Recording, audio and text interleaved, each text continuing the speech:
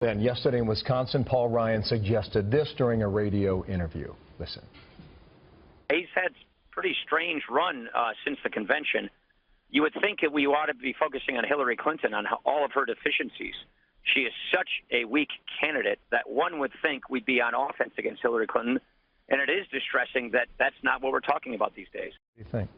Well, over the last 2 days, that's exactly where we've been focused, and in fact, we're in Wisconsin tonight, and we'll be talking about, Hillary Clinton's failed economic policies and promoting our tax plan that we'll be talking about. Can you explain to our audience who might be a little confused and confounded about this relationship between Trump and Paul Ryan or some other Republicans, what's the rub there? Well, first of all, the Republican Party is united, do we agree on everything? No.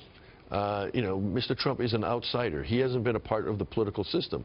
So his relationships with the leadership of the party are not as deep and long as traditionally it would be with a Republican nominee. But that's not to say he doesn't have good relations. We're working very strongly with Reince Priebus and the RNC and with the Republican leadership in the House and the Senate. I think you'll see a coming together of both Paul Ryan, Mitch McConnell, and Donald Trump in the course of this campaign because they all agree on one thing. We need a Republican president and a Republican Congress, and then we'll make the changes that America needs. You deal with message a lot, too. Karl Rove wrote this in the Wall Street Journal yesterday on screen. Rather than fighting with the cons, he could have seized on Friday's lousy GDP report to explain how a Trump White House would result in more jobs, bigger paychecks, and greater prosperity. Instead of grousing about debate scheduled Sunday and attacking fire marshals, Mr. Trump could have responded to Mrs. Clinton's interview with Chris Wallace on Fox News, where she continued lying about her private email server. End quote. It goes on. Is that too conventional for a Donald Trump campaign? Well, first of all, we are talking about those things. We're not getting covered on all of those things, but we are talking about those things. And we'll be talking about them again today. Because that's kind of what a politician would do. And I know Trump would say, I'm not a politician.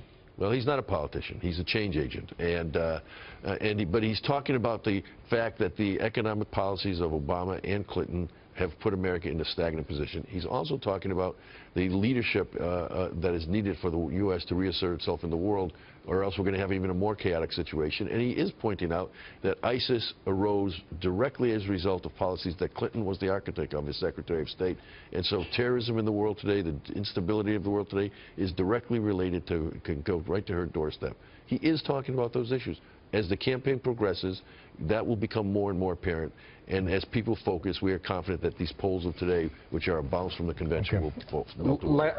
Bounce from the convention at a Philly and a DNC. Yeah, will melt away. Last point, Rudy Giuliani said you get bad weeks and you get good weeks. How would you rate this past week? An improving week.